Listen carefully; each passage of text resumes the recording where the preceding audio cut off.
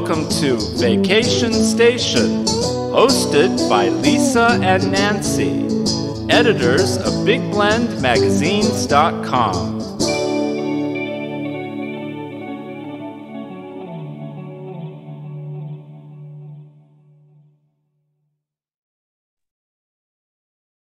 Hey everybody, welcome to Big Blend Radio's Vacation Station Travel Show with Nancy and Lisa. Today is Hey Wanna Go Travel Wednesday with Cheryl Ogle. Cheryl is a world traveler. She is a travel advisor that you're going to want to know. She is the owner of the travel company Hey Wanna Go, and she specializes in travel in Europe, England, river and ocean cruises. And she's here with us every third Wednesday to share travel tips on destinations, packing, all kinds of good things that you want to know. And today we're really going to talk about taking your first trip overseas. International travel, we all long for it. We have our bucket list. We have our vision boards with all the destinations, but there's paperwork involved. And you want to do that paperwork so you can fulfill your dreams. I mean, so many of us are going to Italy and France right now. Europe is back open. Switzerland, you name it.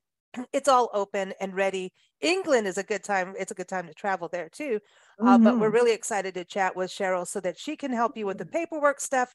And that's a good thing about having a travel advisor. They hold your hand through all of this and they don't cost you any extra money. They just save you time. They save you money and really any kind of headaches. And we don't want the headaches because we want fun. So everyone, you can go to heywannago.com. So welcome back, Cheryl. How are you? Thank you. I'm great. It's good to be with y'all. Hey. And I got your website right this time, right? Hey, wanna go? Heywannago.com. Yes. Hey, you wanna go? I want to go. You want to go? Where are we going? I want to Where go. are we going? Where's going next? What's happening next? Where is the next trip is a cruise to Bermuda, and that's coming up in about 2 weeks. So I got that free, and I got it free because I repriced my own cruise that I had paid for, a cruise to Alaska this summer. I repriced it. The price had gone down and the company would not give me a refund, but they said, we'll give you future cruise credit. And so my friend and neighbor and I are cruising to Bermuda for free. Nice. And that's a service that I offer my clients who are cruising, is that I will call and if the promos have changed and see if we can lower your cruise price. So nice. I'll be enjoying Bermuda for free. So that's the best way to enjoy it. You have to have a Bahama mama. Yeah. Okay. But this is the thing, and everyone, if you follow Cheryl on Facebook, it's great because she does Facebook Lives where she can, and I know internet can be iffy on doing that, but she does it and keeps us posted on her travels. Sometimes it's all these luxurious hotels, sometimes it's a cruise through Alaska, Ireland. You've taken us around the world through Facebook, which is awesome. I'm trying. And then you help people plan their trips. They don't pay you any extra money, but because you work with the hotels and the cruise lines and all of that, right? Correct. Commission is built into any travel aspect that you book. So a cruise, a hotel, an all-inclusive, they're building in commission. So whether they keep it or they share it with a travel partner, a travel advisor. So I'm paid by the industry after you travel.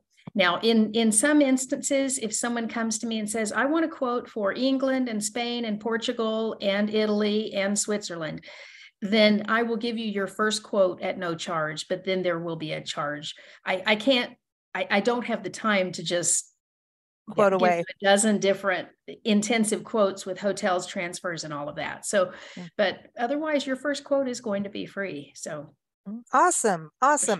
And you also, while you help people do their individual trips and even book tours, if they want to do a guided tour, yes, you also put actual guided tours together. And it sounds like you've got some good ones coming up this year and into the next year. Yes. I'm taking a small group to England and Scotland. We're actually overnighting for just 2 nights, just as a stop off in Liverpool, but then on up to Scotland.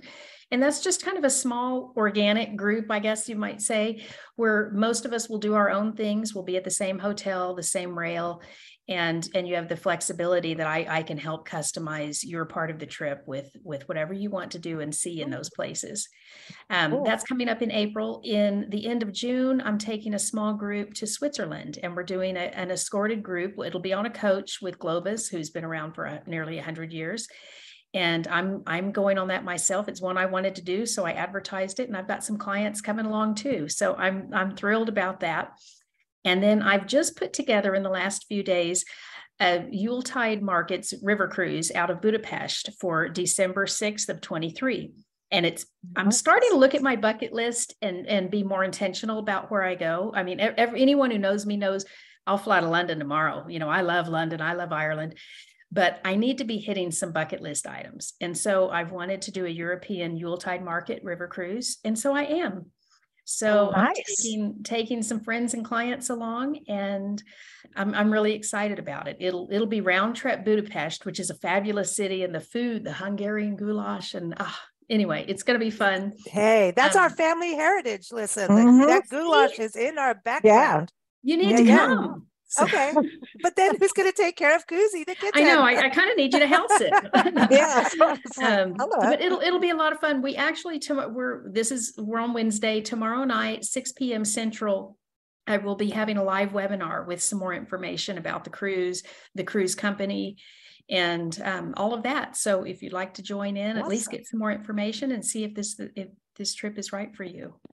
So when it comes to people signing up for the webinar, is that going to be recorded so people can access it later maybe? Yes. Or is it? Yes. Excellent. I believe it will be recorded. So. Okay. And are you going to put it, how do people get to it? Do they go through your website, through Facebook?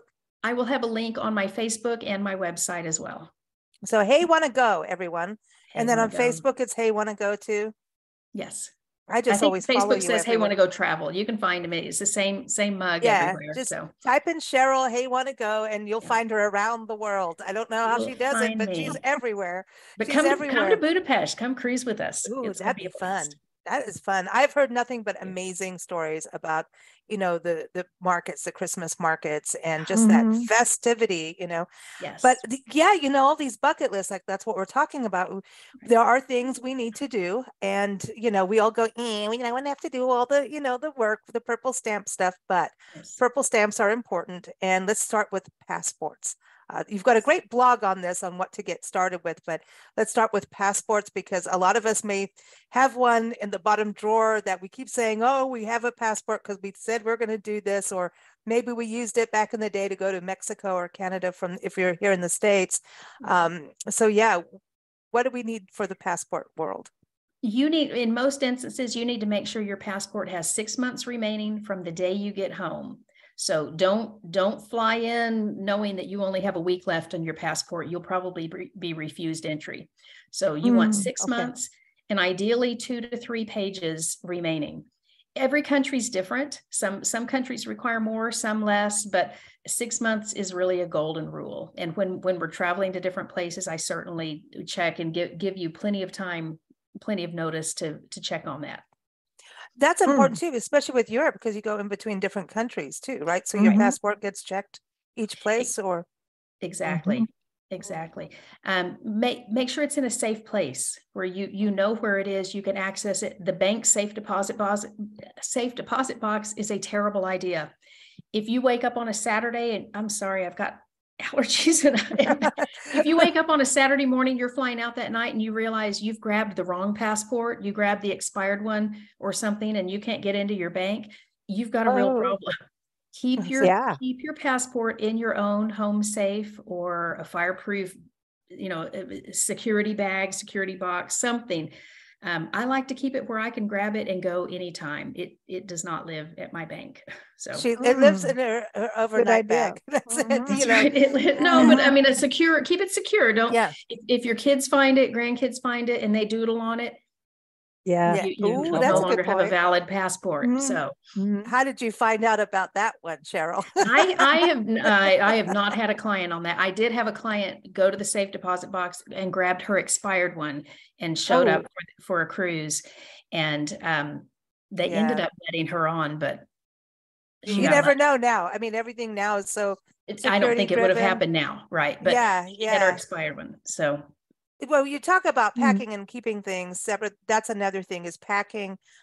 You think about going to Italy, and people think about shoes when they go to Italy and fashion. And then you think about Switzerland, and I'm like, okay, maybe I only want to take a certain amount of clothes, because by the time I leave Switzerland, I probably won't fit in those clothes anymore. So what are some tips for first time travel about what do I pack to go, especially if you go like on a cruise where it's multiple countries? Right. Mix and match. Think about your kids' Garanimals clothes where, top A would go with 10 different pants or things like that. Find things for a cruise, one black dress, bring a bunch of scarves and necklaces. You're fine. No one cares. You're never going to see any of those people again if they do care.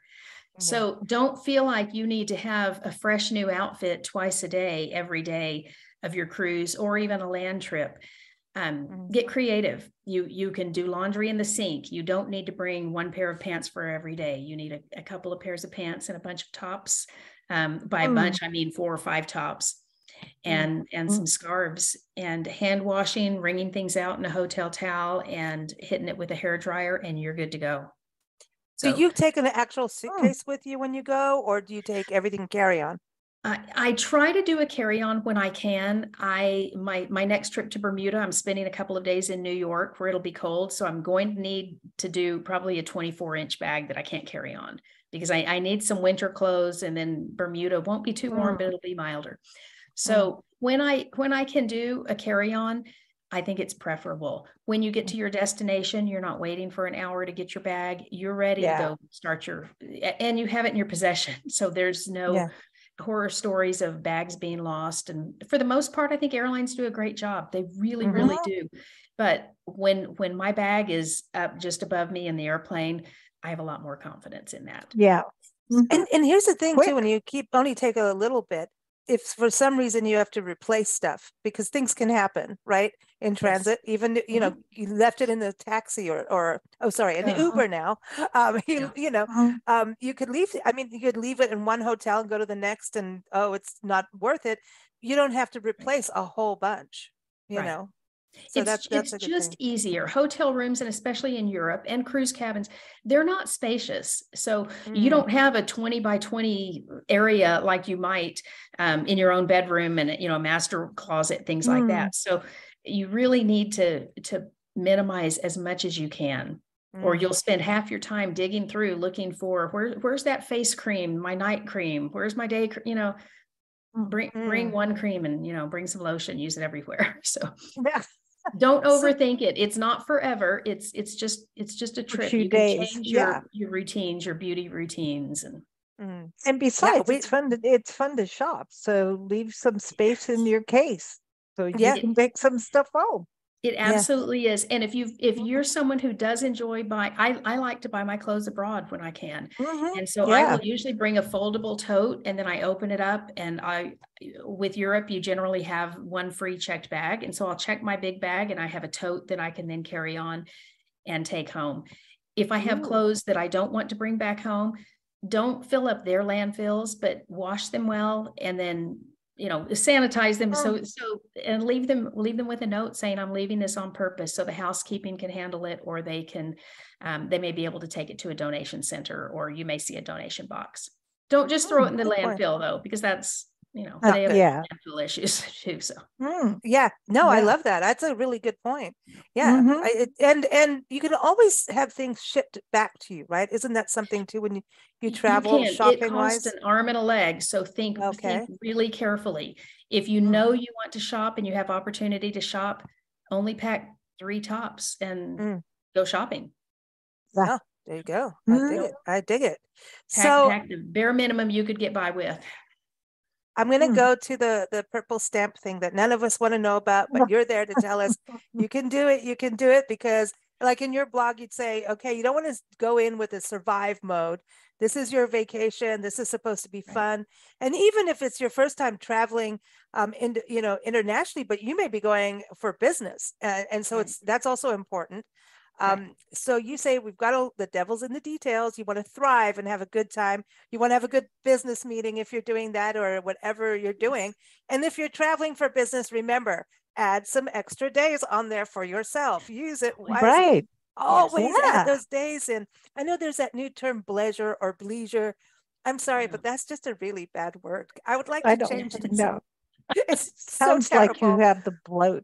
I didn't know we were going to say it on this. So I know, but the pleasure word, that's one of my things. That's one of my tips to the world of tourism is to get rid of that word, because yeah, that's what it sounds like when I come out of Switzerland. Pleasure. Bloated. But okay, the details. This is, it really is a good point. You talk about know if you have something like a DUI in your past or something that could actually, like, you know, once you're cleared in this country, you're cleared, it's fine. You know, things happen in life. But when you go into a different country, like Canada is weird about it. And they have, that's their rules, that's their country, and we have to abide by them if we want to be a guest. So those kind of things you need to know, right? Yes, you have to know. If you approach me and tell me you want to go on a trip, you want to go to Canada, or you want to fly to London through Canada, you have to know. I'm assuming you know that you can enter London, England, that you can fly through Canada.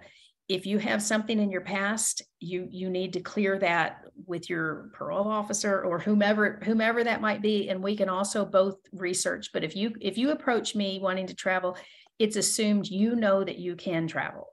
Oh, okay. And so you know, and so then so you can just look it up online and say who can come into this country and who can't. Really, yes, it's about as simple as that. But if you have legal issues in your past, you've been forgiven by the US and all of that, and that's wonderful, but you may or may not be able to travel everywhere that you want to. So something we it's a conversation we'll have to have, and it's not fun for any of us. I don't want to know your background. I accept you where you are right now, but we got to get it figured out. So okay. And then, and especially professional stuff too, you know, you never know. When it comes to paperwork, because that comes in, right? Visas, and then there's boarding passes. There's when you do have to leave a country on a certain date, isn't there kind of like stuff we have to read before we like hit the road? Some countries require visas, and if you're going to one of those countries, I will walk you through the process or point you in the right direction. Most of the countries that I book, that I specialize in, no visas are required, thankfully. Just a valid passport book, not a passport card, but a passport book. And but I will point you in the right direction. If you're going to India, for instance, there are a lot of hoops to jump through, and you, without doing it, you can't get a visa, you cannot go. So okay, so that's important to know. And get whatever paperwork people hand you, read. It's something we've learned, Nancy and I, over the years, the hard way. And you have to fill things out. You need to read. And that's the other thing, is when you fill things out, don't leave the blank. Don't skip. Don't skip the blanks. You got to fill something out, even if you have to answer with Donald Duck or Mickey Mouse. Never did that. Cheryl, that's a bad thing to say, right? Was that no? Don't guess. If you don't know how your passport reads, go get your passport out of the safe and look. Don't guess about the spelling of your middle name that you never used or things like that. It creates a mess, and it can be expensive to clean up.